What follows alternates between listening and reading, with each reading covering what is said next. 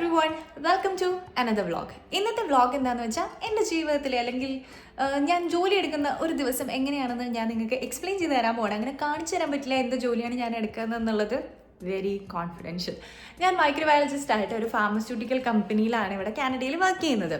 അപ്പം pharmaceutical company ആയതുകൊണ്ട് തന്നെ ഭയങ്കര കോൺഫിഡൻഷ്യലാണ്. നമുക്ക് അകത്തൊന്നും പോയിട്ടൊന്നും ഷൂട്ട് ചെയ്യാനൊന്നും പറ്റില്ല. പക്ഷേ എന്താണ് ഞാൻ ജോലി ദിവസം ചെയ്യുന്നതെന്ന് പറയാമെന്ന് വിചാരിച്ചിട്ട് തുടങ്ങിയ വ്ളോഗാണ്. മൺഡേ ടു ഫ്രൈഡേ ആണ് ഞാൻ യൂഷ്വലി വർക്ക് ചെയ്യുന്നത്. അന്നൊക്കെ വിചാരിക്കും വ്ളോഗ് എടുക്കണം, ഇതൊക്കെ പറയണം എന്നൊക്കെ വിചാരിക്കും. പക്ഷേ താമസിച്ച് എണീക്കുന്നത് കൊണ്ട് ഇതൊന്നും നടക്കാറില്ല. ഓടിപ്പിടിച്ച് ജോലിക്ക് വരല് മാത്രമേ നടക്കാറുള്ളൂ. ഇന്ന് ഇത്തിരി കോലത്തിലെങ്കിലും ജോലിക്ക് വന്നിരിക്കുന്നത് ഭാഗ്യം എന്ന് വിചാരിച്ചാൽ അത് സാറ്റർഡേ ആയതുകൊണ്ട് മാത്രമാണ്. അല്ലെങ്കിൽ ഹോംലെസ്സിനെ പോലെയാണ് ഞാൻ ജോലിക്ക് പോവാറ്. അപ്പോൾ ഇന്ന് സാറ്റർഡേ ആയതുകൊണ്ട് തന്നെ നമ്മൾ ലാബിൽ ഒത്തിരി പേരൊന്നും വർക്ക് ചെയ്യുന്നില്ല. ഒരാൾക്ക് ചെയ്യാനുള്ള കുറച്ച് നേരത്തെ ജോലിയേ ഉള്ളൂ. അതുകൊണ്ട് തന്നെ നമുക്ക് ലേറ്റ് ആയിട്ട് വന്നാൽ മതി. എന്നിട്ട് ജോലി തീർത്തിട്ട് ജോലി തീരുമ്പോൾ പോവുകയും ചെയ്യാം. അതാണ് സാറ്റർഡേയുടെ ഒരു പ്രത്യേകത. ഇവിടെ പിന്നെ ഒത്തിരി നേരം വാചകം അടിച്ചുകൊണ്ട് നിന്നാൽ ഇവിടെ തന്നെ നിൽക്കുകയുള്ളൂ. നമുക്ക് വീട്ടിൽ പോകാം. ജോലി തീർത്തിട്ട് വീട്ടിൽ പോകാൻ പറ്റില്ല. അപ്പം നമുക്ക് പയ്യെ അകത്തേക്ക് പോവാം.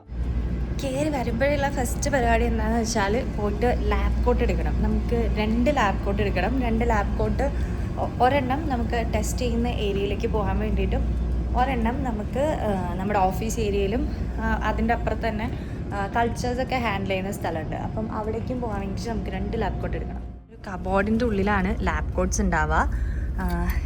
എല്ലാവരുടെയും ലാബ് കോട്ട്സ് ഈ ഒരു കബോർഡിൻ്റെ ഉള്ളിലാണ്. എൻ്റെ നമ്പർ വരുന്നത് ഈ ഒരു 307 ആണ്. അതിൻ്റെ അകത്ത് എൻ്റെ പേരൊക്കെ എഴുതിയിട്ടുള്ള ലാബ് കോട്ട് കിടക്കുന്നുണ്ട്. അലീന. അപ്പോൾ ഇതിൽ നിന്ന് 2 എണ്ണം നമുക്ക് എടുക്കാം.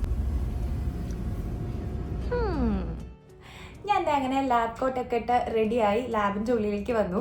ലാബിൻ്റെ ഉള്ളിലേക്ക് വന്നു എന്ന് പറഞ്ഞാലും ഞാൻ ഓഫീസ് ഏരിയയിലാണ് കേട്ടോ ഇരിക്കുന്നത്. നമ്മുടെ ടെസ്റ്റ് ചെയ്യുന്ന ഏരിയയിലേക്ക് ഞാൻ പോയിട്ടില്ല. അങ്ങോട്ട് നമുക്ക് ഷൂട്ട് ചെയ്യാൻ എന്തായാലും കൊണ്ടുപോകാൻ പറ്റില്ല. അങ്ങോട്ട് ഞാൻ പോകുമ്പോൾ ലാബ് കോട്ട് മാത്രമല്ല, അതേ ഈ സേഫ്റ്റി ഗ്ലാസ് ഒക്കെ വെച്ച് കോമഡിയാണല്ലേ. അപ്പോൾ ഈ സേഫ്റ്റി ഗ്ലാസ് ഒക്കെ വെച്ച്, മാസ്ക് ഒക്കെ വെച്ച്, ഗ്ലൗസ് ഒക്കെ വെച്ച് ഓൾമോസ്റ്റ് നമ്മുടെ മുഖമൊന്നും കാണാത്ത പോലെ വേണം എനിക്ക് ടെസ്റ്റ് ചെയ്യാൻ പോകാൻ വേണ്ടിയിട്ട്. നമ്മൾ സാമ്പിൾസും കണ്ടാമിനേറ്റ് ചെയ്യാൻ പാടില്ല.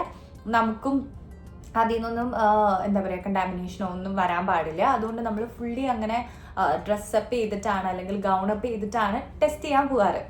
അപ്പം എനിക്ക് നമ്മുടെ വർക്ക് ഡേയിൽ നോർമലി എന്താ സംഭവിക്കുന്നതെന്ന് അപ്പം അങ്ങനെ ക്ലിയർ ആയിട്ട് ഷൂട്ട് ചെയ്ത് കാണിച്ചു തരാൻ പറ്റില്ല. പക്ഷെ ബേസിക്കലി എന്താണെന്ന് ഞാൻ പറയാം. ഈ പറഞ്ഞ പോലെ ഞാൻ ബാച്ചിലേഴ്സും മാസ്റ്റേഴ്സും ചെയ്തത് ജനറൽ മൈക്രോബയോളജിയിലാണ്. ജനറൽ മൈക്രോബയോളജി പഠിച്ചു കഴിയുമ്പോൾ നമുക്ക് ഒത്തിരി ഓപ്ഷൻസ് ഉണ്ട് ജോലിക്ക് അപ്ലൈ ചെയ്യാൻ വേണ്ടിയിട്ട്. എല്ലാവരും ആദ്യം ചിന്തിക്കുക ഹോസ്പിറ്റൽസ് ആയിരിക്കും. ഹോസ്പിറ്റൽസ് ആണ് ഒരു ഓപ്ഷൻ. പിന്നെ ഫാർമസ്യൂട്ടിക്കൽ കമ്പനീസ് ഉണ്ട്, പിന്നെ ഫുഡ് ഇൻഡസ്ട്രി ഉണ്ട്, പിന്നെ വാട്ടർ കമ്പനീസ് ഉണ്ടാവും. അങ്ങനത്തെ കുറേ കാര്യങ്ങളാണ് വരിക. അപ്പം ഇതിൽ ഏത് വേണം എന്നുള്ളത് നമുക്ക് ചെറിയൊരു കൺഫ്യൂഷൻ ഉണ്ടാകുന്ന കാര്യമാണ്. എനിക്കും അങ്ങനെ വലിയ തീരുമാനമൊന്നും ഇല്ലായിരുന്നു. ഹോസ്പിറ്റൽസ് വേണ്ടാന്ന് എൻ്റെ മനസ്സിലുണ്ടായിരുന്നു. പക്ഷേ പഠിച്ചിറങ്ങി കഴിഞ്ഞപ്പോഴത്തേക്കും എവിടെയെങ്കിലും ജോലി കിട്ടിയാൽ മതി എന്നുള്ള രീതിയിൽ ഞാൻ ഹോസ്പിറ്റൽസിലാണെങ്കിലും അപ്ലൈ ചെയ്തിട്ടുണ്ടായിരുന്നു. എവിടെയെങ്കിലും കിട്ടണമല്ലോ.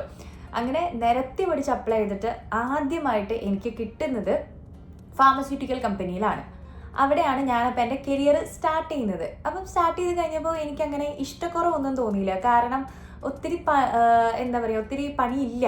കാര്യം പറഞ്ഞു കഴിഞ്ഞാൽ കുറച്ച് ഈസി ആണെന്ന് എനിക്ക് തോന്നി. ഞാൻ ആദ്യം ജോയിൻ ചെയ്ത കമ്പനിയുടെ പ്രത്യേകതയാണോ എന്താണോ, എന്തായാലും കുറച്ച് ഈസിയാണ്, കുറച്ചുകൂടെ ഫ്ലെക്സിബിൾ ആണ്, അത്ര ബുദ്ധിമുട്ടില്ലാത്ത ജോലിയാണെന്ന് എനിക്ക് തോന്നി. അതേസമയം ഇപ്പോൾ നാട്ടിലൊക്കെ ഹോസ്പിറ്റൽസിൽ ബാക്കി ഫുഡ് കമ്പനിയിലൊക്കെ ജോലി കിട്ടിയ എൻ്റെ ഫ്രണ്ട്സ് പറയുന്നുണ്ടായിരുന്നു അവർക്ക് അത്യാവശ്യം നല്ല ബുദ്ധിമുട്ടുണ്ടെന്ന്. അപ്പം ഞാൻ നോക്കിയപ്പോഴത്തേക്കും അത്ര ബുദ്ധിമുട്ടില്ല. പിന്നെ അപ്പം ഞാൻ കണ്ടിന്യൂ ചെയ്ത എൻ്റെ എക്സ്പീരിയൻസ് അതായതുകൊണ്ട് തന്നെ പിന്നെ എനിക്ക് കിട്ടിയ ജോലി എല്ലാ ഫാർമ കമ്പനീസിൽ തന്നെ മൈക്രോബയോളജി ലാബിലായിരുന്നു. അപ്പം ഫാർമയിലെ മൈക്രോബയോളജി ലാബ് എന്തിനാണെന്ന് വെച്ചാൽ ബേസിക്കലി ക്വാളിറ്റി കൺട്രോളാണ്.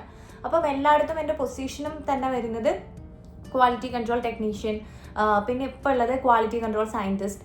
അങ്ങനത്തെ പൊസിഷൻസാണ് നമ്മൾ എല്ലാ കമ്പനീസിലും തന്നെ കിട്ടിയിട്ടുള്ളത്. പിന്നെ ബേസിക്കലി ജോലി എന്താണെന്ന് ചോദിച്ചു കഴിഞ്ഞാൽ ഫാർമസ്യൂട്ടിക്കൽ കമ്പനി എന്ന് പറയുമ്പോഴത്തേക്കും മരുന്നുകൾ മാനുഫാക്ചർ ചെയ്യുന്ന കമ്പനിയാണ്. അപ്പോൾ ആ മരുന്നുകൾ പുറത്തേക്ക് വിടുന്നതിന് മുന്നേ അതിൽ ഹാംഫുൾ ആയിട്ടുള്ള അല്ലെങ്കിൽ ആളുകൾക്ക് ദോഷമുണ്ടാക്കുന്ന മൈക്രോ ഓർഗാനിസത്തിൻ്റെ പ്രസൻസ് ഉണ്ടോ എന്ന് നോക്കുക. അതാണ് ബേസിക്കലി സിമ്പിളായിട്ട് പറഞ്ഞാൽ നമ്മുടെ ജോലി. അതിൽ ബാക്ടീരിയ ഉണ്ടോ, വൈറസ് ഉണ്ടോ, ഫംഗസ് ഉണ്ടോ, എന്തെങ്കിലും ഉണ്ടോ എന്നൊക്കെ നോക്കലാണ് നമ്മുടെ പണി. ഇതുപോലെ തന്നെ ഒരു കെമിസ്ട്രി ഡിപ്പാർട്ട്മെൻ്റ് ഉണ്ട്. അവർ നോക്കുക ഈ പറഞ്ഞ പോലെ ഹാംഫുൾ ആയിട്ടുള്ള കെമിക്കൽസിൻ്റെ പ്രസൻസ് ആയിരിക്കും. അപ്പോൾ ഇതുപോലെ തന്നെ ഇവിടെ മാനുഫാക്ചറിങ് നടക്കുമ്പോൾ ആ മാനുഫാക്ചർ ചെയ്യുന്ന എൻവയോൺമെൻറ്റും ഇതുപോലെ തന്നെ ക്ലീൻ ആണോ എന്ന് നമ്മൾ ചെക്ക് ചെയ്യണം. ഇവിടുത്തെ മാനുഫാക്ചറിങ്ങിലേക്ക് പോകുമ്പോൾ ഇങ്ങനത്തെ ഗൗണപ്പ് ഒന്നുമല്ല കേട്ടോ. Full body head to toe കവേർഡാണ്. അത് എപ്പോഴും ഓരോ തവണ പുറത്തേക്ക് പോകുമ്പോഴും അകത്തേക്ക് വരുമ്പോഴും ഒക്കെ ഇവർക്ക് ഇങ്ങനെ ചേഞ്ച് ചെയ്തുകൊണ്ടിരിക്കണം. അത് ഭയങ്കര പാടാണ് കേട്ടോ. അപ്പോൾ ആ ഫാർമസ്യൂട്ടിക്കൽ മാനുഫാക്ചറിങ് യൂണിറ്റിലേക്ക് അവർ പോണത് അത്രയും ഗൗണപ്പ് ചെയ്തിട്ടാണ്. ആ ഏരിയ അത്രയും ക്ലീനാണ്. ബട്ട് സ്റ്റിൽ ഞങ്ങൾ പോയിട്ട് ചെക്ക് ചെയ്യണം ആ ഏരിയ ക്ലീൻ ആണോ എന്ന്. അതാണ് എൻവയോൺമെൻറ്റൽ മോണിറ്ററിംഗ് എന്ന് പറയുന്നത്. അതൊരു ജോലി വരും. പറഞ്ഞ പോലെ തന്നെ ഫൈനൽ പ്രൊഡക്റ്റിൻ്റെ ടെസ്റ്റ് വരും. പിന്നെ ഈ ഫൈനൽ പ്രൊഡക്റ്റിൻ്റെ ടെസ്റ്റ് നമ്മൾ ചെയ്യുന്ന പോലെ തന്നെയാണ് റോ മെറ്റീരിയൽസിൻ്റെ ടെസ്റ്റും. നമുക്ക് ഇതിന് മരുന്ന് ഉണ്ടാക്കാൻ ഉപയോഗിക്കുന്ന റോ മെറ്റീരിയൽസ് ഉണ്ടല്ലോ, അപ്പോൾ ആ റോ മെറ്റീരിയൽസിൻ്റെ ടെസ്റ്റിങ് വരും. അത് ഈ കൂടെ തന്നെ പോവും.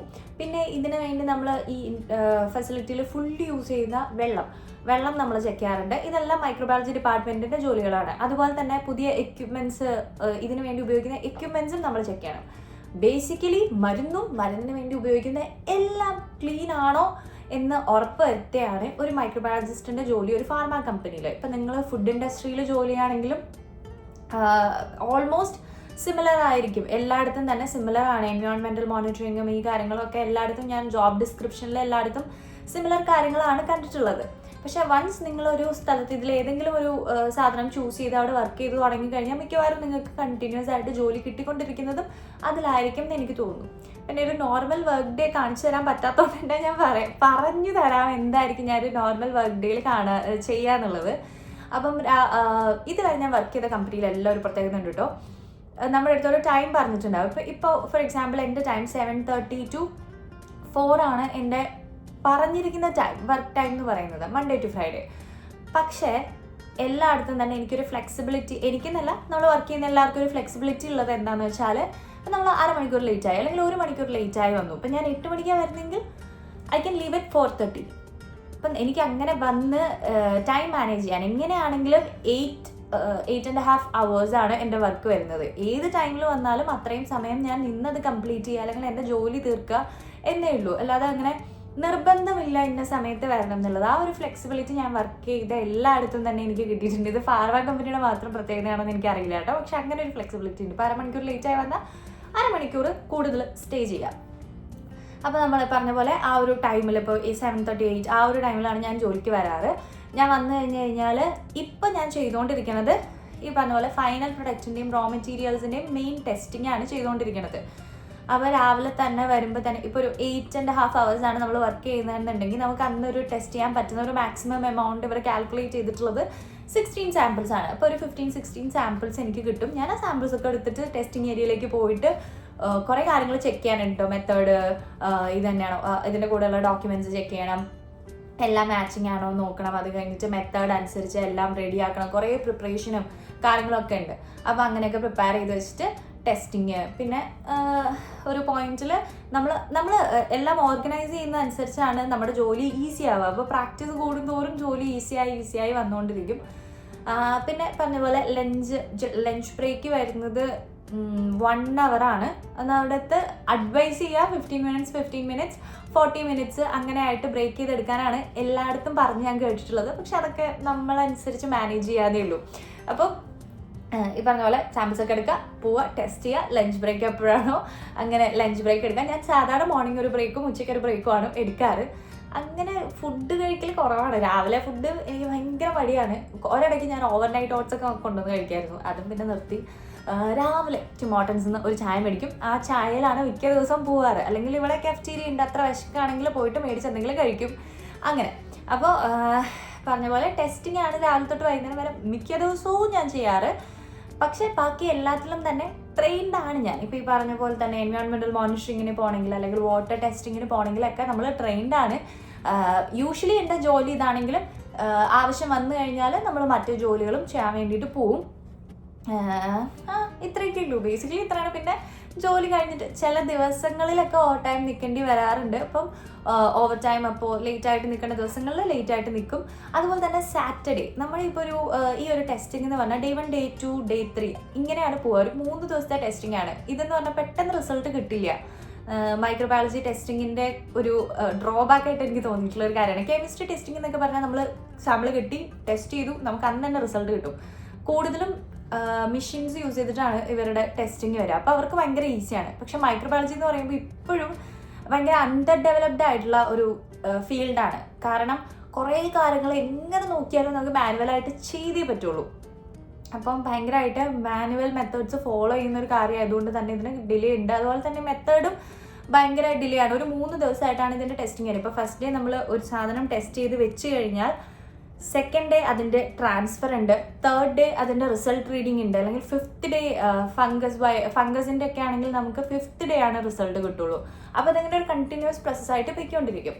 അപ്പോൾ വീക്കെൻഡിലും നമുക്ക് വർക്ക് ഉണ്ട്, പക്ഷേ ഇതൊരു ഫുൾ ഡേ വർക്കല്ല, മൺഡേ ടു ഫ്രൈഡേ ആണല്ലോ നമ്മുടെ സ്കെഡ്യൂൾ. അപ്പോൾ വീക്കെൻഡിൽ നമുക്കിങ്ങനെ Day 2 Day 3 പരിപാടികളുടെ ഇത് വരും. അപ്പോൾ എല്ലാവരും വരേണ്ട കാര്യമില്ല, ഒരാൾ വന്നാൽ മതി. ഒരാൾ വന്നിട്ട് ഇത് ചെയ്തിട്ട് പോകാവുന്നതേ ഉള്ളൂ. അതുകൊണ്ട് സാറ്റർഡേസിൽ നമ്മൾ ഓൾട്ടർനേറ്റീവായിട്ട് ഒരാളൊക്കെയാണ് വരാറ്. ഈ ശനിയാഴ്ച ആ ഒരാൾ ഞാനാണ്. അതുകൊണ്ടാണ് എനിക്ക് ഇന്ന് ഇച്ചിരി എക്സ്ട്രാ ടൈമുള്ളത്. ഓൾറെഡി അപ്പോൾ എൻ്റെ വർക്ക് കഴിഞ്ഞു. അപ്പോൾ ഞാൻ വീട്ടിൽ പോകുന്നതിന് മുന്നേ ജസ്റ്റ് ഇങ്ങനെ വീഡിയോ ഷൂട്ട് ചെയ്തിട്ട് പോവാമെന്ന് വിചാരിച്ചു. അതുകൊണ്ടാണ് സാറ്റർഡേ നമുക്കിങ്ങനെ ഒരു സമയം കിട്ടിയത്.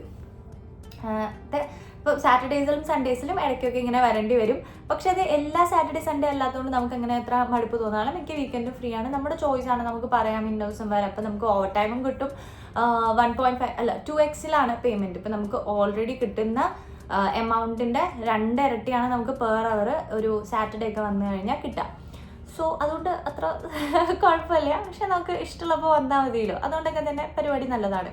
ഇതാണ് ബേസിക്കലി അപ്പോൾ എൻ്റെ ഇവിടുത്തെ ജോലി എന്ന് പറയുന്നത്. നിങ്ങൾക്ക് ഇനിയും കൂടുതൽ എന്തെങ്കിലും കാര്യങ്ങളൊക്കെ അറിയാനുണ്ടെങ്കിൽ, ചോദിക്കാനുണ്ടെങ്കിൽ പ്ലീസ് കമൻറ്റ് ബിലോ. ഇപ്പോൾ അല്ലെങ്കിൽ നമുക്ക് ഇൻ്റർവ്യൂ അറ്റൻഡ് ചെയ്തപ്പോൾ എന്തൊക്കെ ക്വസ്റ്റ്യൻസ് ആണ് വന്നത്, ഞാൻ യൂഷ്വലി എങ്ങനെയാണ് ഇൻ്റർവ്യൂസിന് പ്രിപ്പയർ ചെയ്യാറ്.